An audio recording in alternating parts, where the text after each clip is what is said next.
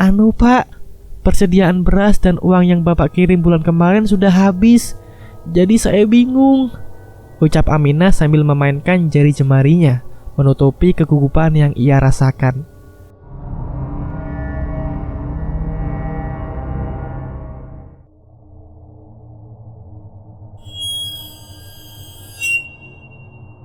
Cakra terdiam sebentar. Ia yakin dengan keadaan mereka seperti ini. Rumah gubuk dan baju sederhana. Tentu uang yang ia kirimkan sudah lebih dari cukup. Uang itu sebagian saya berikan untuk orang tua saya yang sedang sakit, ucap Aminah seolah dapat membaca kecurigaan di mata Cakra. Uang itu saya siapkan untuk putra almarhum suami Anda. Tolong pergunakan uang itu dengan bijak, ucapnya ketus. Kalau memang begitu, kenapa kami tidak boleh tinggal di sana? Biarkan anak kami hidup berkecukupan di sana. Suara lantang Aminah menyulut emosi Cakra. Tuan saya sedang sakit keras, dan melihat Anda datang ke rumah besar akan memperparah keadaannya. Terlebih jika ia tahu anak semata wayangnya telah tiada. Tapi ada cucunya di sini. Itu tidak mengubah apapun. Cakra pergi setelah meninggalkan bingkisan itu. Malamnya, Rahadi demam. Aminah yang panik tak kuasa menahan tangis. Ia membawa anaknya untuk berobat. Rahadi sakit tipes, penyakit yang sangat mematikan pada masa itu. Terlebih di usianya yang masih 4 tahun. Uang yang ia terima dari Cakra perlahan habis untuk biaya berobat anaknya. Ia tak tahu harus kemana lagi mencari tambahan, mengingat baru beberapa hari uang itu ia terima. Terlebih ketika Cakra tahu uang itu ia berikan sebagian kepada orang tuanya, pastilah membuat Cakra enggan untuk datang kembali selama beberapa bulan ke depan. Akhirnya ia nekat. Aminah memutuskan untuk pergi ke rumah besar itu. Sesampainya di sana, ia mengetahui fakta yang mengejutkan. Pemilik rumah telah tiada 5 tahun yang lalu. Mertuanya telah meninggal bahkan saat suaminya masih hidup. Kedatangan Cakra pertama kali ke rumah mereka bertepatan dengan meninggalnya sang suami. Itu sudah cukup membuat Aminah paham ada sesuatu yang lelaki itu sembunyikan. Untung tak dapat diraih, malang tak dapat ditolak. Kecurigaan Aminah membawa ia kepada kemalangan yang jauh lebih dalam. Ia meninggal dalam perjalanan pulang untuk membawa Rahadi ke rumah yang seharusnya menjadi miliknya. Aminah terjatuh ke jurang saat sebuah kereta kuda menabraknya dari arah belakang. Kisah berlanjut saat Rahadi yang masih terbaring di klinik balai desa dibawa pulang oleh orang yang mengaku kerabatnya. Ia dibawa pergi tanpa ada penolakan dari tempat itu setelah semua biaya perawatan telah ia lunasi. Itulah terakhir kalinya warga di kaki gunung itu melihat keluarga Guntur. Gubuk itu ambruk setelah beberapa bulan ditinggal oleh para penghuninya. Rahadi tumbuh dewasa bersama seorang wanita tua yang ia sebut ibu. Seorang wanita yang dulu bekerja di rumah besar itu. Wanita yang sama yang memberitahu Aminah tentang kebenaran tentang rumah besar dan pemiliknya. Ia sadar jika pemilik baru itu tahu Rahadi bersamanya, mungkin ia akan bernasib sama seperti ibu dan ayahnya. Maka ia memilih untuk diam dan menjaga anak itu hingga akhir hayatnya. Waktu berjalan cepat dan Rahadi pun menikah. Anak pertamanya ia namai Setio dengan ditambahi nama belakang sesuai namanya. Keluarga itu nampak bahagia. Ditambah ibu angkatnya masih tinggal dengan mereka yang boleh dibilang penopang ekonomi terbesar mereka. Terlebih saat Rahadi masih belum menemukan pekerjaan tetap. Semua berjalan lancar sampai suatu ketika Rahadi membawa teman ke rumah mereka. Teman yang ia perkenalkan sebagai majikan barunya, Wijoyo Kusumo. Rahadi senang bukan main saat akhirnya ia mendapat pekerjaan di pabrik beras milik Pak Jaya, sapaan akrabnya. Namun rasa senang itu tak bisa diperlihatkan oleh ibu angkatnya. Ia menyambut Pak Jaya dengan ala kadarnya. Akhirnya aku bisa dapat kerja, Bu. Rahadi terlihat begitu polos saat menceritakan bagaimana pertemuan ia dengan Jaya. ketemu di pasar saat jadi kuli panggul. Aku gak sangka bisa ketemu dia lagi. Malah ditawari pekerjaan pula. Kamu kenal dia dari kapan? Ibunya heran. Dulu waktu aku masih kerja sama bapaknya. Bapaknya? Oh, dulu Bu. Aku dulu pernah kerja di pabrik Pak Cakra. Itu pas lagi ibu sakit. Aku gak bilang karena ibu pasti melarang. Wanita itu terdiam. Ia tahu betul bagaimana liciknya Cakra. Ia meminta Rahadi untuk menolak pekerjaan itu. Namun percuma, Rahadi tetap bersikukuh. Aku dengar Pak Cakra sudah meninggal dan sekarang semua pabriknya dipegang oleh Pak Jaya. Benarkah? Wanita itu sedikit lega. Jaya dari kecil memang jauh lebih baik daripada ayahnya. Tapi itu tak membuat ia yakin 100% jika keputusan Rahadi untuk bekerja di sana adalah pilihan yang tepat. Rahadi yang selalu membawa Setio kemanapun ia pergi, termasuk ke tempat kerjanya, berangsur-angsur menikmati kehidupan yang baru. Apapun yang ia kerjakan, ia tunjukkan pada anak semata wayangnya itu, seakan ingin membuat anaknya tumbuh menjadi pria yang hebat dan kuat. Setio! Panggil seorang gadis kecil melepas pegangan ayahnya. Sang ayah tertawa geli. Semenjak ketemu Setio, Tari mau ikut terus ke pabrik, ucap ayah sang gadis. Gak apa-apa Pak, biar Setio ada temannya juga di sini. Keakraban keduanya begitu kental sehingga membuat status mereka tak terlihat sama sekali. Yah, kehidupan memang sulit ditebak. Kebahagiaan itu tak berlangsung lama. Setelah ibunya meninggal, Rahadi sering sakit-sakitan. Entahlah, sepertinya semenjak kecil ia sudah terlalu rapuh. Bisa hidup sampai usia setua itu aja mungkin sudah sangat hebat. Dan puncaknya, Setio harus menerima hidup sebatang kara saat ayah yang sangat ia cintai meninggal dunia saat terjatuh dari lantai 2 pabrik beras tempat ia bekerja. Disusul dengan kematian ibunya yang ia temukan bersimbah darah di kamarnya. Semua mengatakan itu bunuh diri. Tapi apa yang Setio tahu tentang itu? Yang ia tahu, ibu dan ayahnya sudah tidak ada di hadapannya lagi.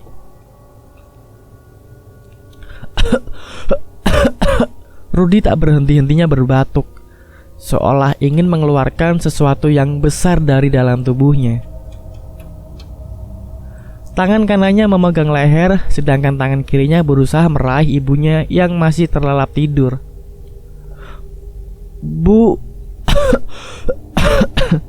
Rudi masih terus berusaha, sampai akhirnya sosok putih itu keluar dari tubuhnya. Sosok itu berdiri di depan kasurnya. Rudi masih terduduk, wajahnya pucat. Ia tak mampu bergerak. Jadi ini bukan mimpi, gumamnya lirih. Perlahan sosok itu menampakkan wajahnya. Lelaki tua. Ia tak mengenalinya, namun wajah itu terasa familiar. Hah? Rudi menarik nafas. Sosok itu adalah sosok yang sama yang Rudi lihat di pembaringan, ayah dari kakek buyutnya. Sungguh rumit. Rudi bahkan tak mengingat silsilah keluarga yang baru ia saksikan lewat sosok itu. Sosok itu terdiam menatap Rudi. Rudi tak bergeming. Ia melirik ke kiri dan kanan, mencoba mencari pertolongan. Kini saatnya kamu kembali ke rumah itu. Suara itu masuk ke dalam benak Rudi. Namun sosok itu tetap diam. Hanya suaranya yang dapat terdengar. Jaga rumah itu. Lalu sosok itu menghilang. Rudi baru bisa bernafas lega. Rudi terdiam sejenak, mencoba mengingat-ingat sesuatu. Cakra dan Guntur, Wijoyokusumo dan Rahadi, Pandu dan Setio. Kini Yuda dan aku, bisiknya berbicara sendiri. Rudi tersadar akan sesuatu. Dari dua kepala keluarga dari masa yang berbeda itu, hanya keluarganya lah yang selalu menjadi korban. Namun ia juga kembali tersadar. Kini dua keluarga yang bertentangan itu sudah menjadi keluarganya sendiri. Keluarga dari ayah dan ibunya. Ia tak bisa berpihak kemanapun. Kalau saja hal yang dialami Rudy terjadi pada Setio, mungkin ia tidak akan menikah dengan Tari, dan semua itu tak akan serumit ini. Tapi mungkin saja Setio memang sengaja menikah dengan Tari meskipun ia tahu rahasia ini. Dan semua ia lakukan agar kedua keluarga ini bisa mendapatkan titik temu dari peperangan dingin selama beberapa generasi. Rudy pusing, ia memilih untuk tidur kembali. Namun setidaknya ia sudah mengetahui semua kisah tentang keluarganya dan cerita malam itu selesai. Tanpa sepengetahuan Rudy, Yuda juga mengalami malam yang luar biasa. Kembali ke masa itu. Asap hitam dari balik jendela yang awalnya menyerupai Yuda masih bertengger di sana. Ditambah dengan suara gebrakan pintu yang meminta Rudy untuk keluar. Namun sosok putih itu kembali dengan kalimat yang sama, menyuruhnya untuk kembali ke rumah besar. Rudy berusaha terus memejamkan mata, berharap semua ini segera berhenti, berharap ibunya bisa segera pulang. Brak! Pintu itu terbuka. Tak ada siapa-siapa.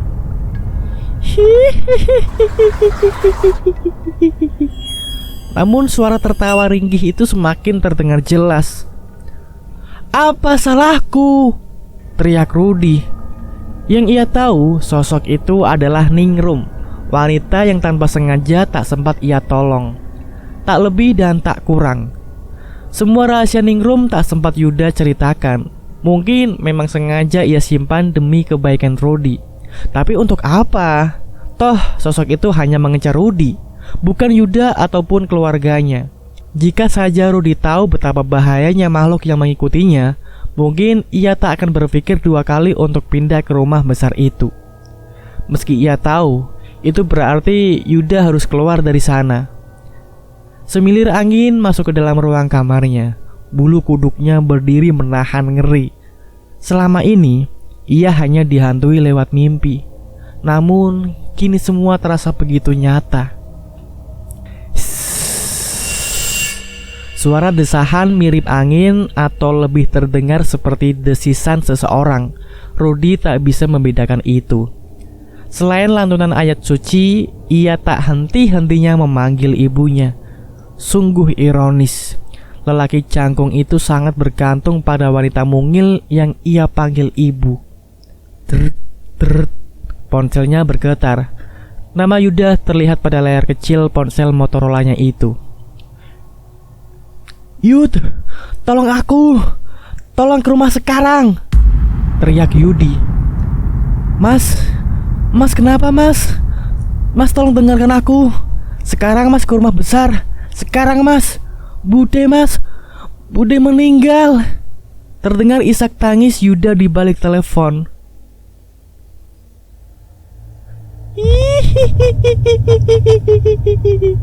Suara ringkihan itu seolah merayakan kemenangan. Rudy terdiam. Dunianya seakan berputar dan perlahan runtuh di hadapannya. Ia tak mampu berpikir jernih. Teriakan Yuda tak ia hiraukan. Hidupnya tak mungkin semenyedihkan ini, pikirnya. Rudy, dia tak bereaksi sedikit pun. Rudy berdiri. Tatapannya masih kosong. Ia beranjak dari kamarnya dan berjalan perlahan. Rasa takut yang ia rasakan sebelumnya tak berbekas sama sekali. Ia marah. Bahkan kemarahannya bisa membuat makhluk itu beringsut pergi. Rudy berjalan perlahan keluar. Dan dalam sekejap ia berlari menuju rumah besar itu. Malam sudah di pertengahan jalan. Ia lihat rumah itu masih sepi. Namun isak tangis terdengar dari balik pintu tebal itu. Rudy melihat Yuda yang mondar-mandir di depan pintu seakan menunggunya untuk datang. "Mas!" teriaknya saat ia lihat Rudy masih diam mematung di hadapannya. Yuda menarik tangannya untuk segera masuk ke rumah. Semua kakak dari ibunya berkumpul di kamar yang bekas ayah mereka menangisi kepergian adik mereka tercinta. "Bapak sedang keluar menyiapkan segalanya, Mas," ucap Yuda saat Rudy menatapnya, seakan ia mengerti apa yang akan ditanyakan Rudy. "Dokter bilang Bude terkena serangan jantung saat tidur, ucap Yuda. Serangan jantung? Sejak kapan ibu punya penyakit jantung? Gumam Rudi dalam hati. Kemana dokternya? Tadi sudah pulang setelah dijemput bapak. Tadi bapak juga keluar sekalian antar dokternya. Siapa dokter yang memeriksa ibu? Oh, dokter Hilman, yang tempat prakteknya di jalan menuju pasar Minggu. Itu dokter terdekat yang bisa kita panggil, Mas. Rudi tak bertanya lagi. Ia diam sediam-diamnya tanpa mengucapkan sepatah kata pun, termasuk pada keluarga ibunya.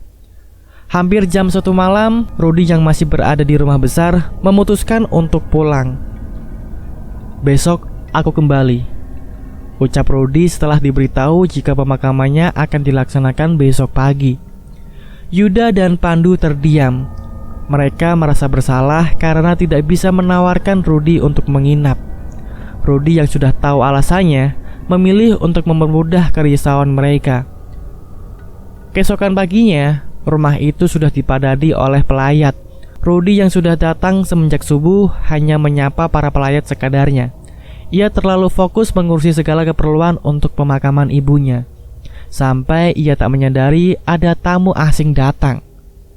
Mungkin asing kata yang terlalu berlebihan, karena Rudi sudah pernah bertemu dengan orang itu tempo hari.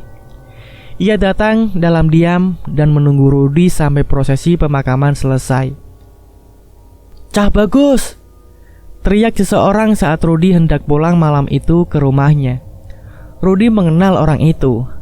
Tentu saja, siapa yang bisa lupa dengan sosoknya yang begitu mencolok. Sedang apa bapak di sini? Tanya Rudi heran.